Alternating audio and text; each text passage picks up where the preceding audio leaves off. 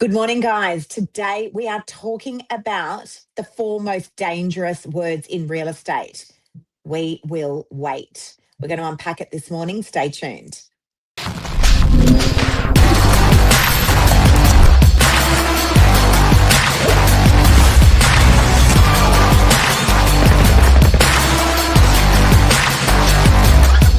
the ringleader, so listen up.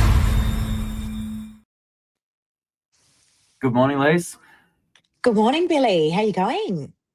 Good. How often do we hear this? We'll just wait. That's our plan. That's what we're doing. We'll wait. We'll wait. We hear it a lot. And I'll be honest, they are the words that a real estate agent. The best analogy when we hear those words, "we will wait," is it's almost like watching a car crash happen in slow motion. Yep. And I do want to preface, not because we urgently want the sale. It's like, take whatever you can get, just take the cheapest offer. No, that's not the case. It's like, we'll just wait means that's our strategy to getting a better result in 6 or 8 or 12 weeks. Definitely. I'm going to say something that any seller watching is going to, it's probably going to make the hairs on the back of their neck stand up. The first offer is often the best offer. And that's the truth. We spoke about it a couple of weeks ago, Billy, about the golden weeks. So the first week is the golden week. Already by the time we're hitting week 2 of a campaign, things are already starting to cool off. You can feel it. You feel it in the buyer numbers. You feel it in where the offers are at. So when a vendor says, "Oh, that was the first offer, I think we're just going to wait." It's not a real estate agent's job to shove that offer down a vendor's throat. But certainly in a market that we are in at the moment, and make no mistake, guys, this is an extremely turbulent market. There is a lot going on right now. We've had interest rate hikes that no one saw coming. We've got a budget this evening. And I think everyone's just had enough of hearing about the budget. There's so much speculation about it. But the reality is it's probably, there's probably going to be some punches to the stomach there in real estate, is what it is. Is unfortunately there's not a huge amount that we can do to change whatever it is that's delivered tonight. But vendors need to listen. They need to listen to where the offers are at, and they need to listen to the advice of their real estate agent. As you said, Billy, as real estate agents, we're not here for quick sales. We're here to get you the most amount out of the market. And let's be totally real and brutally honest. We work on commission.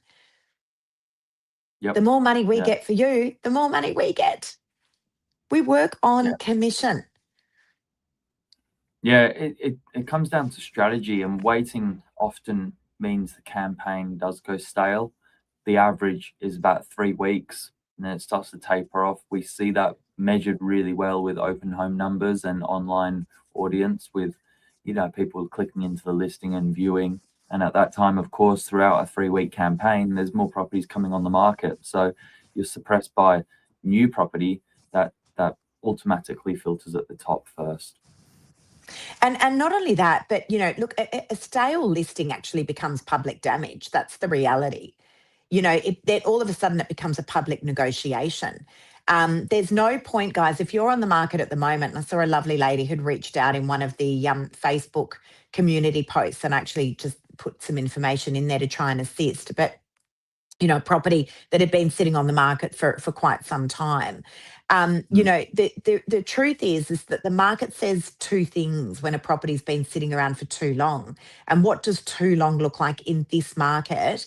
And areas vary, but on the northern beaches, too long already, believe it or not, is starting to get into week 3 of the campaign. That's too long, and things need to change. You need to relook at your pricing strategy. You need to relook your marketing, and you need to have a listen to what the agent has told you about feedback. What did the buyers say about your property? And is there something there that can be changed? They walk in and say it's too dark. Can you lighten it up? Are there things that you can do to change it? And sometimes it's all 3 of what we call the 3 Ps: price, product, promotion. And then, of course, it's, how many times have we heard this, Billy, when we're just starting a campaign and the vendor says, "Whoa, wait, the guide, it's too low." We need to lift the guide. I'm definitely not accepting offers at around that level. Overpricing a property, guys, is marketing suicide. And I'm not suggesting for a minute we're underquoting. We all understand the rules and regulations around that. But overpricing is marketing suicide. Yeah, and it can be hard for an agent when they've given a owner a big price in the listing presentation, then they're hesitant to put the price guide online or can't adjust the price guide so drastically. That's where properties, first of all, sit on the market for a long time, or have no price at all. So I think it's really important you're really truthful and honest to the comparisons you've drawn to in your listing presentation, so you've set the owner up with the best information possible from the start. And, the reality of this is there's no point saying, oh, but my neighbour sold last year in, July for X amount. We're in a very, very different market now. We really are. This is an extremely turbulent market. And I'm saying to my vendors, if you can make that offer work, you should grab it with both hands and run. I've spoken about this over the last couple of weeks. Smart sellers are selling. Smart buyers are buying. If you are selling and buying in the same market, it all works out in the wash. And I've had plenty of vendors at the moment that have said, would have loved a bit more. I'm happy with that. I can make that work. It happened on Friday night. I had a lovely vendor, sold a property off market in Narrowena. He said, listen, I would love to 100 grand more, but I've also just picked up a property for 100 grand less. All the same. Waiting in this market, guys, can cost you more than actually discounting. Some sellers are waiting 6 months to get an extra 50 grand and then lost $150,000 playing the waiting game. How often do we see that, Billy? Yeah, and don't mention the countless open homes and the emotional wear and tear it takes on you in the meantime. It's a lot of effort. It's as a homeowner. It's a huge amount of effort. But guys, if you're watching this and you're like, uh-oh, that's me. I've been on the market for 6 months with another agent. It doesn't mean that your property is not saleable. It does not mean that. We've done plenty of cleanups, off the back of stale campaigns. The whole campaign needs to be looked through a microscope. It needs to be pulled apart and it needs to be put back together again in a very different format. Yeah. But continuing to do the same thing over and over again and expecting a different result is insanity.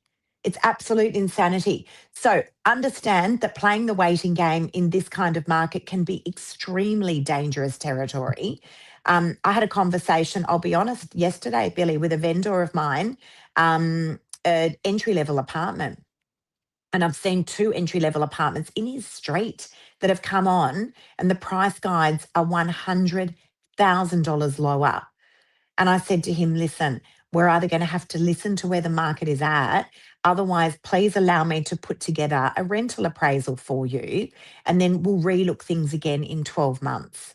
But waiting, sitting on the market and doing absolutely nothing and changing nothing is not going to change a single thing. It's probably going to get a little bit worse before it gets better. Yeah, that's it. If you can afford to hold on and you maybe come back in August, September, something like that. We just don't have that crystal ball. So the advice should never be just let it sit on the market.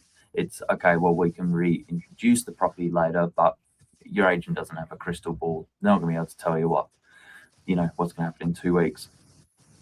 And, like a doctor, like a specialist, as real estate agents, we have to have some very hard conversations with vendors.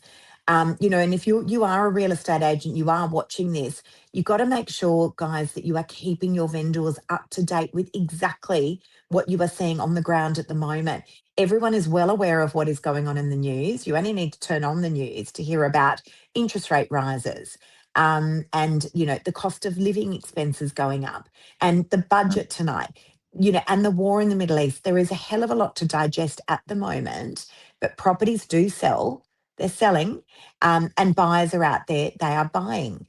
But you do definitely need to listen to where the market is at the moment. Waiting in this market, in my opinion, is not going to help you. The golden week is the first week. The second week, things are already starting to taper off. And by the time we're getting into the third and fourth week of a campaign, again, we're talking about the Northern Beaches and Sydney, we're starting to move into very choppy waters. Yep. So there you go, guys. If you need some advice, give us a call, reach out. But more often than not, waiting doesn't mean more money, simply put. Hesitation can be expensive. That's the truth. Guys, we'll be watching with bated breath tonight with the budget. I think most people will be sitting around their TVs at 7:30 tonight. Mark and I were having a laugh this morning, Billy. We were on our morning walk and we were saying, oh my God, if this was us like 20 years ago, I remember my parents sitting around the TV watching the budget, and as kids, we were like, how boring, can we change the channel? Now we're like, Yeah. we'll be sitting there on the edge of our chairs watching what's going on. And we'll certainly be breaking it down for you guys as well. I think there's a lot of information there that a lot of people just simply don't understand. So we'll do our best to break it down for you guys and make it nice and simple. But, you know, whatever it will be, it will be. Tomorrow is a brand new day. Life goes on. And, we're a resilient bunch in real estate, that's for sure. Yeah. Yeah, I'm sure the morning minutes tomorrow will be unpacking it. So tune in here same time. I think Mark's on with Josh Wapshot tomorrow. We call him, otherwise known as at Novak, the economist. the guy just pulls out all these figures. I don't know where, honestly. He should have been an economist, or maybe he was in his last life, but they'll be unpacking it tomorrow. Billy, thanks so much. Have a great day, guys. See ya. Bye.